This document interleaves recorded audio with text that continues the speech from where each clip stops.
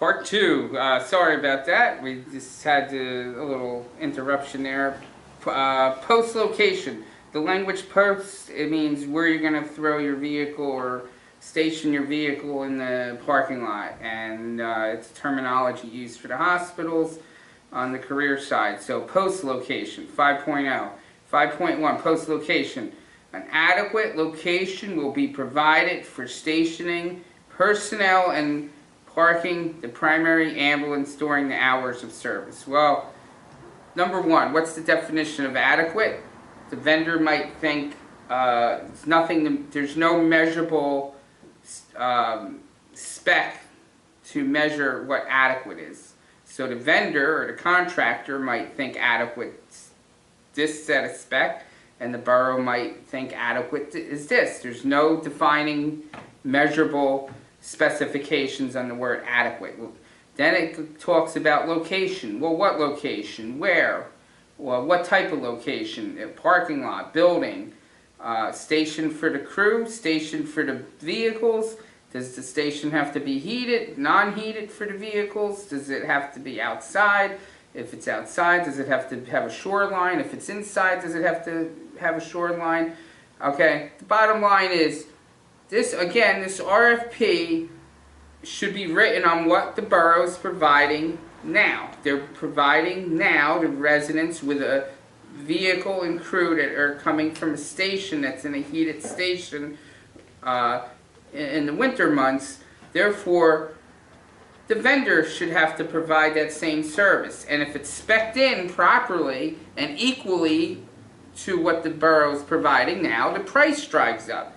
So again, to say a contractor on this RFP is less money than what you're providing now is false, totally false. Because it doesn't say, if I was a contractor, I would not even be able to bid on this, because it doesn't say who has to provide the adequate location. Does the borough or does the vendor? It doesn't say. It doesn't say. And that means a big difference whether the vendor has to provide an adequate location, and what the definition of an adequate location is, it's not even specified. And then for the personnel, and then it talks about parking the primary ambulance. Well, it doesn't say parking where. In the parking lot, out in the snow, out in the heat, out in the cold, or in the heated building. It doesn't say. So if I was the borough, I would again sit down with my department head, the EMS director, what are we providing now, go out to bid to get a true price comparison of what we're providing now, and that equal service, equal or better service, and then you will get a true comparison what would cost more. If this bid was written that way, which it's not in my opinion, the private vendor would be much more than the in-house system the borough has in place now. So it's really misleading, very poorly written operationally. It's poorly written as well as price comparison to get the comparable service that you're providing the residents now with the in-house system. The thing's a disaster. 6.2.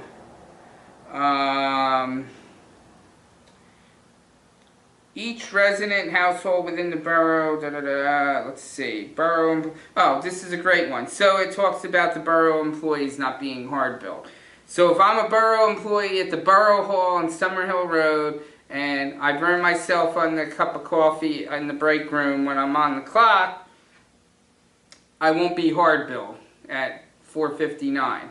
At 5:01, I'm off the clock, I'm driving out of the borough municipal building's parking lot, and I get T-boned by a car in Summerhill Road. Now I'm off the clock. At 5:01, I'll get hard billed and balance billed, or whatever you want to call it, even though I'm a borough employee in the borough of Spotswood. So at 4:59, I'm on the clock. I don't get, I get hurt. I don't get hard billed. As soon as I drive off the clock, out of the parking lot, I get hit 5 minutes later. Now I get hard billed. If I'm a non-resident that works for the borough of Spotswood, for non-resident borough employees. So there's different treatments and different billing techniques on borough employees if you're a non-resident, depending what time of day it is. Subscriptions. Let's see. The word subscription, there's all kinds of subscriptions, and generally you don't see them in RFPs in New Jersey because a lot of the subscription programs you find in other states are not allowed by law. There's several. I'm not saying these are against the law, but the word subscription is a bad thing to put in an RFP unless you say specifically what that program is, because there's a lot of programs that we can't do in the state of New Jersey with the word subscription. So I just make that note. Moving right along, the contractor will establish a quality insurance program to monitor and ensure compliance to standards listed herein. Well, what standards? And I don't see any list of standards. And then again, my favorite word in this RFP that's been here 8 times, again, for response times, now back here, the word reasonable modifications. What's the definition of reasonable? It's open-ended. So now the word reasonable shows up in almost every set of specs for response time to location, now for the quality insurance programs, reasonable modifications, open-ended. The borough reserves the right upon 24 hours notice to have the borough official or representative ride along with the contractor for the unspecific amount of time or calls. Actually, now we have borough ambulance inspectors that might or might not be certified. There's all kinds of FDA certifications that they might have to, get to inspect medical equipment and the vehicles. Now we're having borough officials that are babysitters, that are actually going on the ambulance for an unspecified amount of time or calls to check up on the vendor. If they didn't trust the vendor and they're not licensed, then why did they hire the vendor in the first place? The borough residents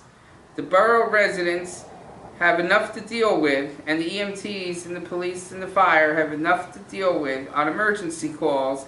They don't need a babysitter, and they don't need ride-alongs for a 1 square mile, 2 square mile town for Spotswood. I don't know who's trying to get a job in the borough to have ambulance babysitters and ambulance inspectors and people riding on call, borough officials inspecting ambulances and borough officials riding on calls. I don't know what that's all about, but the things that you need in this RFP are not here. The things that you don't need, like PSAP centers and ambulance inspectors and all this other stuff that has no bearing on the direct service of BLS care, is in here. It's crazy. The contractor, oh, this is a good one. The contractor should provide all reports to the business administrator. All? Are you kidding me? All reports? Some reports the business administrator is not privy to doing. The medical patient reports, which would be a HIPAA violations. So that word all should specify what reports. Down below it says all record keeping required by state law or regulation. It just requires the vendor to do state law. What about federal? Federal is HIPAA. State doesn't regulate HIPAA. Federal, the word federal law, instead it just states listed here. It should be state and federal regulations. So the word federal is missing in the specifications for record and reports. Moving down below, it talks about the electronic format acceptable. Well, what's acceptable? Does the information have to be double encrypted to protect the privacy of the patients? That's not there's no spec on the electronic format for to transfer records. It should be. There's an industry standard for that. The number of and then here it talks about again. Now it lists several reports, and one of them is the number of incidents of BLS was not available. So now the boroughs admitting in their own RFP that sometimes one ambulance isn't going to be sufficient and a reasonable effort isn't going to happen, so they're admitting that they want to report how many times a BLS unit was not available from the contractor. This is absolutely reckless and poorly written, and I don't even know, I'm ripping this thing apart left to right. The number of incidents where a mutual aid ambulance was called, again, admitting that the borough can't fulfill their reasonable, or the contractor can't fulfill their reasonable request for a second ambulance. Total number of calls where the patient was not transported. Well, that should be broken down, that category too, with cancellations and RMAs, refused medical attention. It's not broken down. For the disposition categories, for that letter F. But letter D and E specifically talk about the vendor not either showing up. The number of BLS calls for a 3-month period. The billables, they say, well, you have to see how much billables are coming through for a 3-month period. Well, you have, I think, 6 months to a year to bill, so that's not going to be accurate. And they either put if available. Well, why either put that? The contractor should refer to the, so here's one about complaints. The contractor shall refer the complaint to the appropriate person or representing the borough, and supply the borough administrator a copy. Okay? The borough has the right to audit vehicle inspections, including patient care, equipment inspections, and fiscal audits. I could see about the auditing.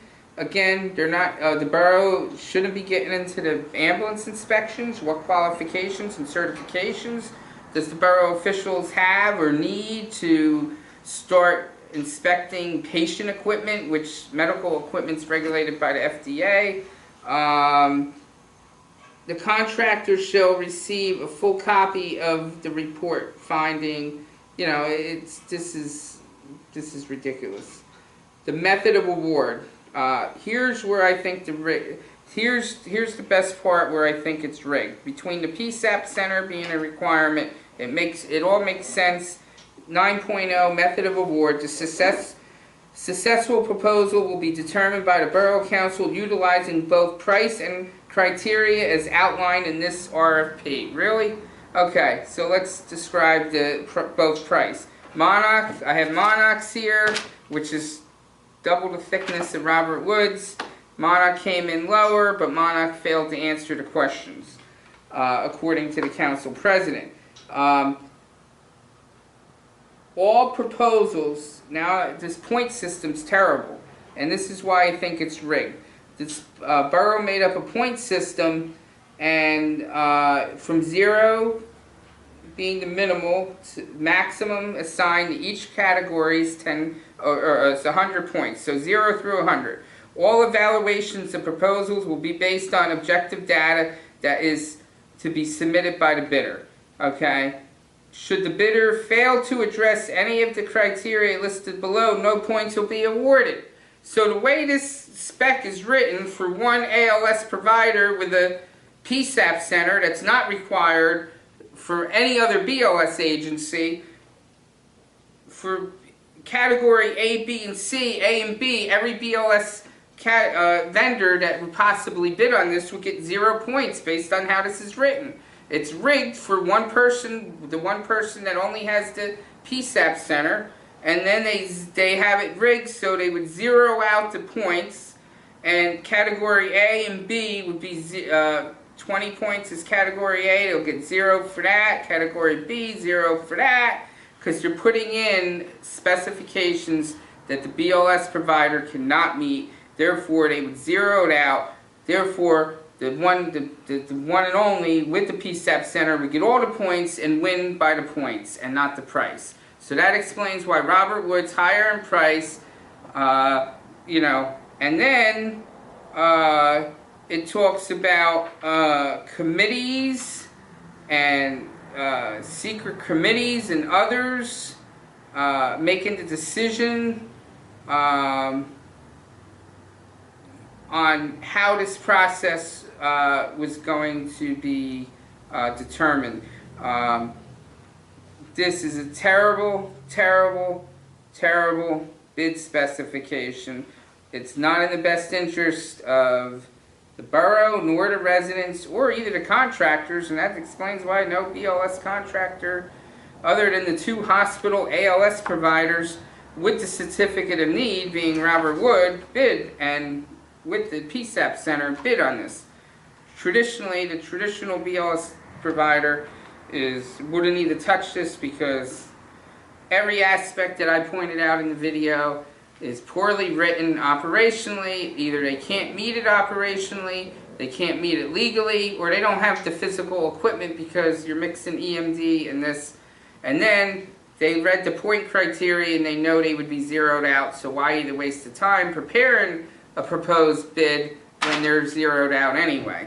So this whole thing should be thrown out, and if it's ever written over properly, the borough again should write what their borough department is providing them now and really get the real price. And I bet you, in my professional opinion, I'll bet you it's either going to be equal or more money if you truly wrote a bid spec on what Spotswood EMS is providing the residents currently, as is. The numbers aren't going to match up. The numbers aren't going to be. The numbers. It's going to be as much or less for you to do it in house because you'll have that revenue coming in from the billing, the $300,000 coming in from the billing. Even if it goes down from Obamacare, like you say it will go down, the revenue, you'll still have that revenue to offset the taxes. You would not have that with any private vendor. And if you required the private vendor to provide everything you're providing, their price, their base price that they would charge the town would be a lot more, with no mechanism to recoup any insurance money back to the borough if you did it that way. So with that said, I'll see everybody on the February 17th. I will be there to support Spotswood EMS. And this is just an overview of the poorly written bid specifications from Spotswood regarding their BLS outsourcing. See everybody on the 17th.